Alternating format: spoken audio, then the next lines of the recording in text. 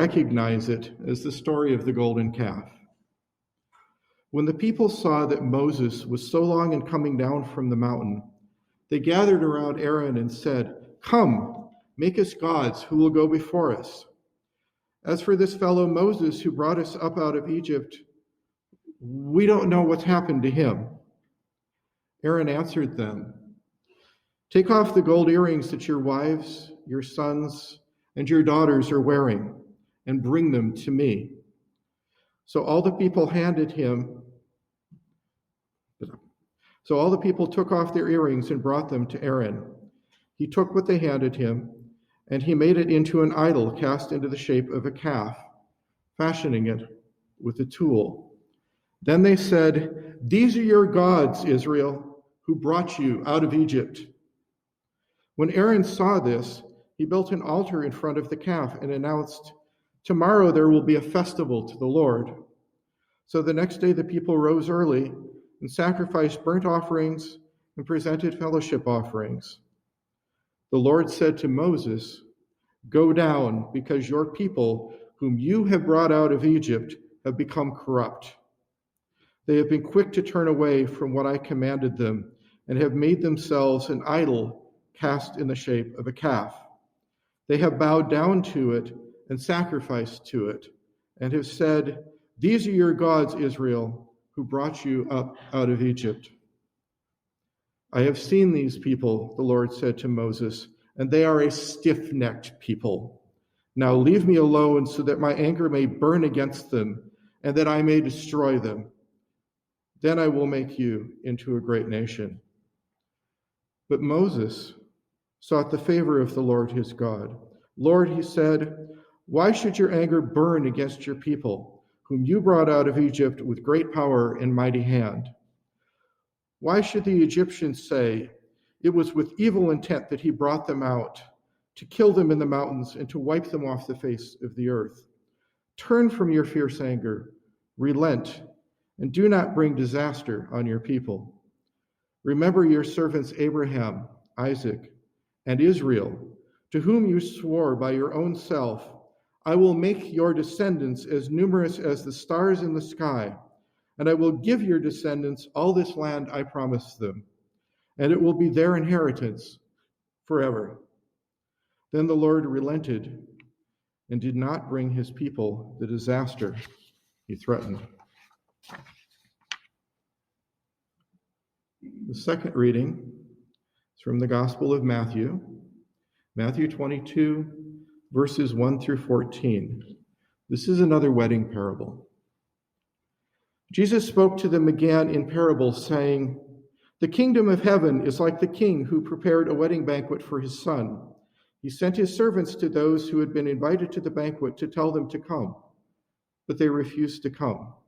Then he sent some more servants and said, 'Tell those who have been invited, I have prepared my dinner. My oxen and fatted cattle have been butchered, and everything is ready.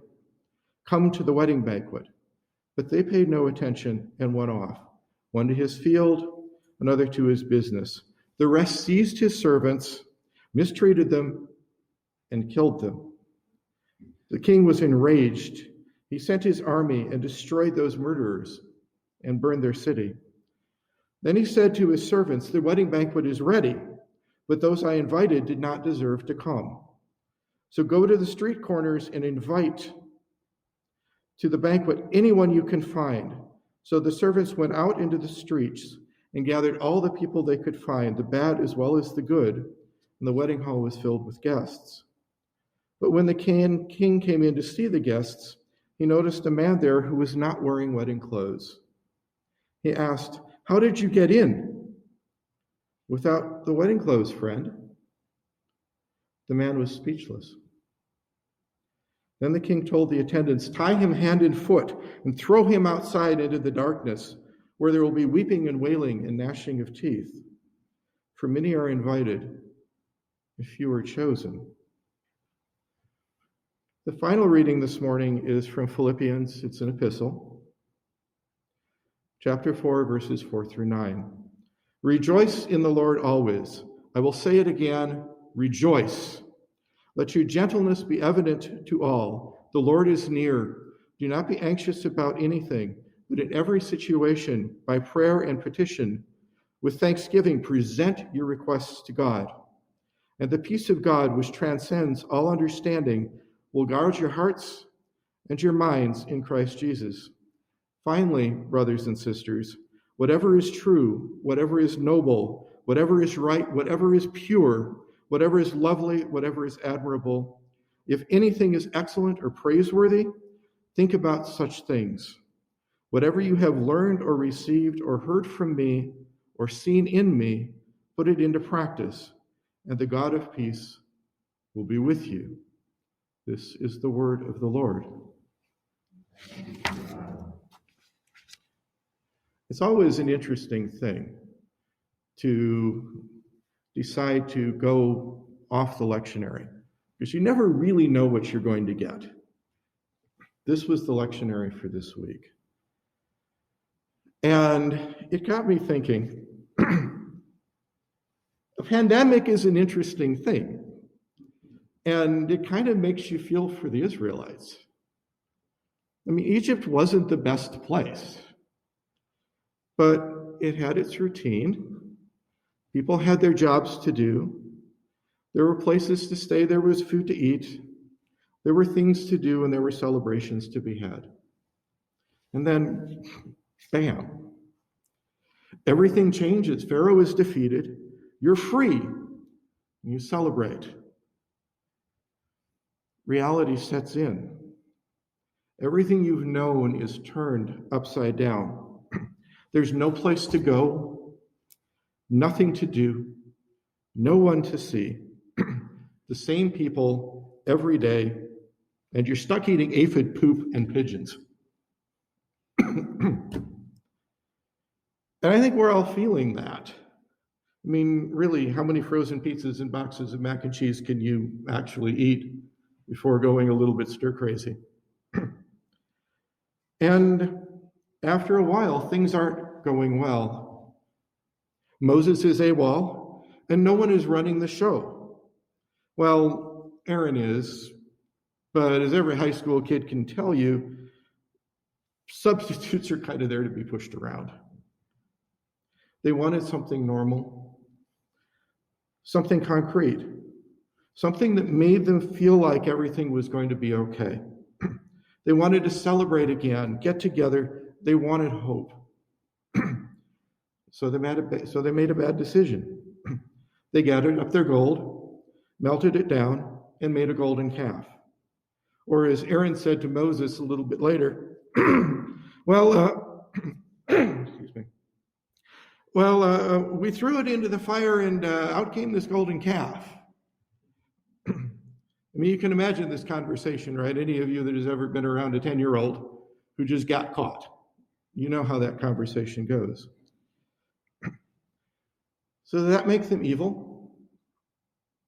I think the intent is clear for us to condemn their actions. And in a wholly unironic moment, based on our current condition or situation, God did send a plague to punish them. But as we see time and again in the Bible, the ones we are most to condemn are often the ones that are most like us. It's why we do a prayer of confession.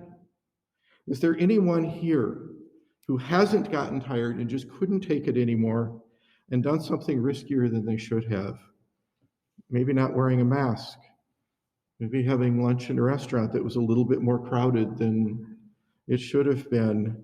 You had too many friends together for a barbecue, even if it was outside. I mean, I know it's a stretch to put not wearing a mask in a bar up with worshiping a false god, but in the end, they're human, like us. They make mistakes. We make mistakes. So again, does that make them and us, by extension, evil? No. Selfish? Maybe. Imperfect? Definitely. Stiff-necked. It makes them stiff-necked. Sigh. But was all this wandering, mistakes and all, always a trial? I wonder. And I think there's something bigger in this story for us. I do find it thought-provoking that we had to leave our church at Passover, right before Easter. It was kind of our own exodus. And if I have to be honest, there's a part of me that kind of misses parking lot church. And there's a part of me that really misses parking lot school. For those of you that don't know, I came up here to spend a couple of days at spring break. I haven't gone home. I have spent a grand total of about 4 hours in my house since March. I literally came up here with about 3 long sleeve t-shirts and a pair of jeans and some socks. And I gave up everything. I had to leave. I gave up everything to be here. And I spent my spring teaching in the parking lot, very same spot that Mom's parked in right now. And I had nothing. I had my computer. And I didn't know in the morning if it was going to be cold. There were a couple of days that it was 15 degrees out, and literally the only thing that kept my fingers from freezing and getting frostbite was the fact that the computer was overheating because it was trying to do a video chat with 20 kids. I had an extension cord running out of the side of the car, getting plugged into the side of the church. The kids gave me a lot of heat for that. She said, "You're stealing from God." And I said, "No, we have solar panels on the church. It's okay. I'm getting my energy from the Son of God. It's all right." Then the weather got warmer and I had to bring ice packs. So my computer is sitting on ice packs and the cord. But through all of that, it was a good time. I didn't have a chalkboard. I didn't have a calculator. I didn't have anything. Literally, if I wanted to work a problem, if any of you have ever thought about doing this, I had to open a PowerPoint slide and I had to write with my finger on the touchpad of the computer. And we laughed and we laughed and we laughed. And this was the craziest adventure. Something would go wrong. The computer would freeze, the keyboard would freeze, the camera would freeze, the microphone would freeze. The kids, who knows where they were going to be? It's like, "Mr. Kohl, I'm here for class. You're driving a car. Put the phone down when you're driving the car." You didn't know. I had one kid show, everybody's got that one, right? I had one kid show up and it was like, clearly wasn't wearing a shirt and clearly head was wet. And he's walking down the hall. So probably what had just transpired. And I said, you have to have a shirt on when you come to class. It was right before class started. And he said, "Well, is a cape okay?" I suppose a cape is okay. And then in the middle of the hallway, all of a sudden the towel appears around his shoulders. And again, one can only imagine where that came from. And it was an adventure. And it was really some amazing time. And it's not the same now. I'm in, as one of my colleagues would call it, my Lehrerbunker, down in the basement. I have every piece of technology that I could need. I spent about $3,000 on computers and iPads and things like that to be able to teach. Mom upgraded to the high-speed internet. And what I keep thinking about is the church and what it felt like, because we never spend time in the presence of this building. We spend our time in this building. We come in, we interact with each other. It is a container for us to interact, and then we leave. What we got this summer was the opportunity to be in the presence of this space. How many times have we ever had to just sit outside and be by this building? It is a beautiful building. And I sit here every day when I would come And I would look at that and I would see the stonework around the bottom of the foundation and think about how we got all of the stones in that foundation and how this congregation is grown on the love and the support of churches all over the state.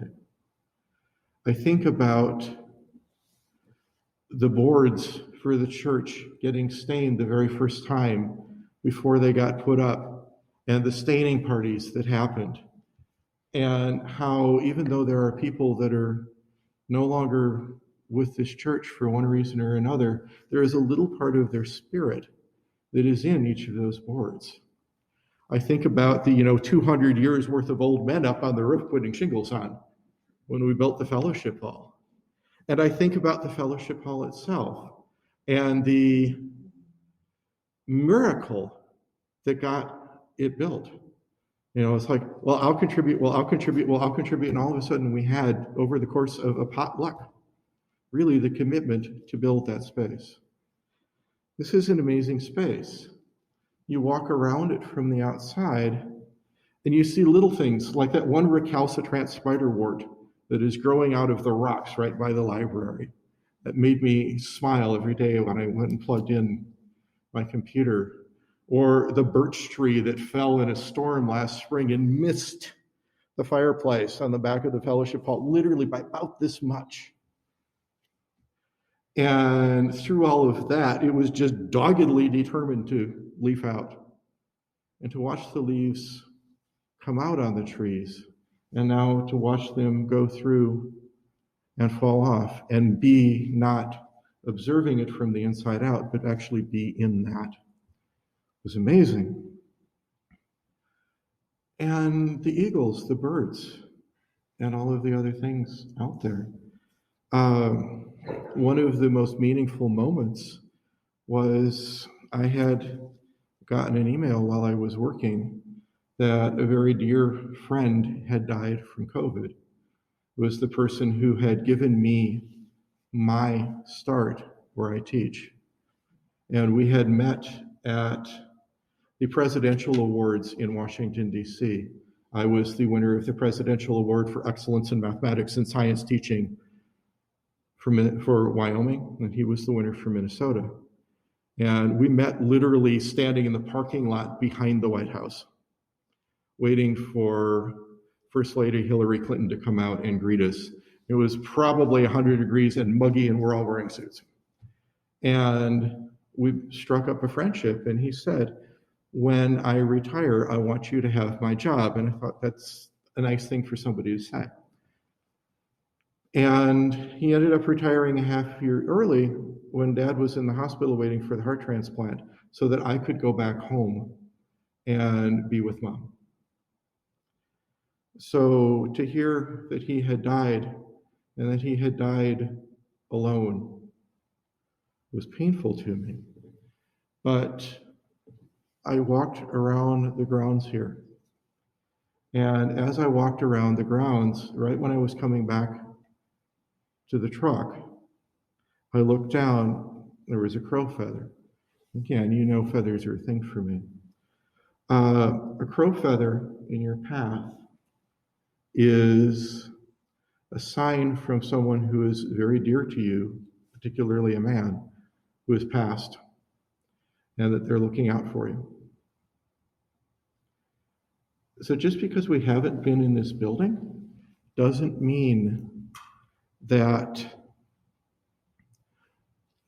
this building hasn't been a part of us. And I think that that's a good moment to think about.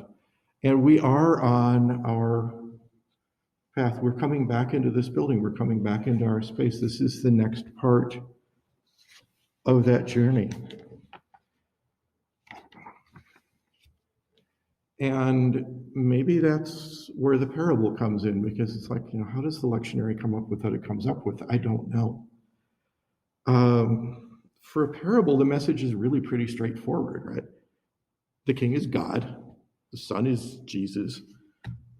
The wedding banquet is the word of Christ and the kingdom of heaven. Somehow, though, it feels a little like our story, though, also as we're re-embracing our space. We've made our preparations.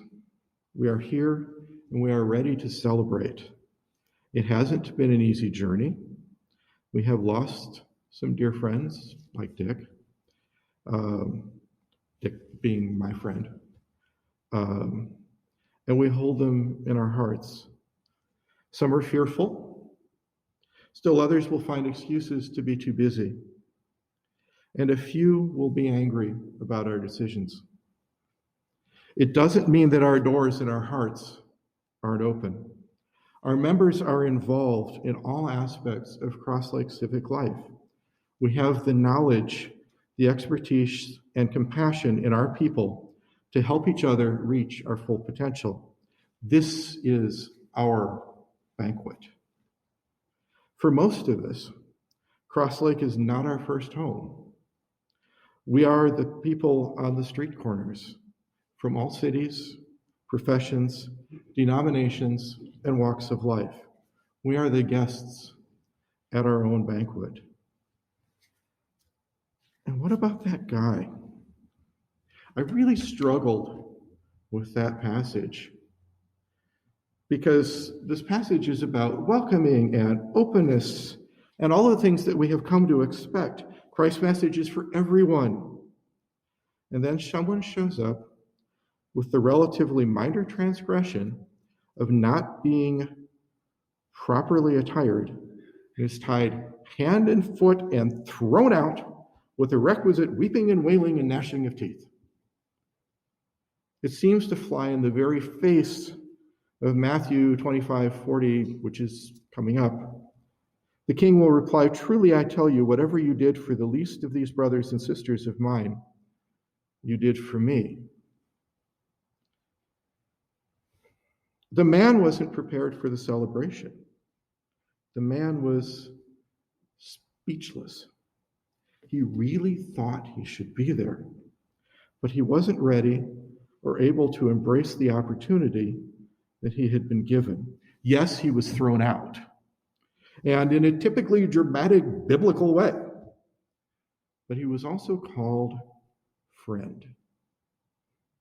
The Bible isn't big on sarcasm, so I'm inclined to believe that was genuine. I believe there is hope for the man.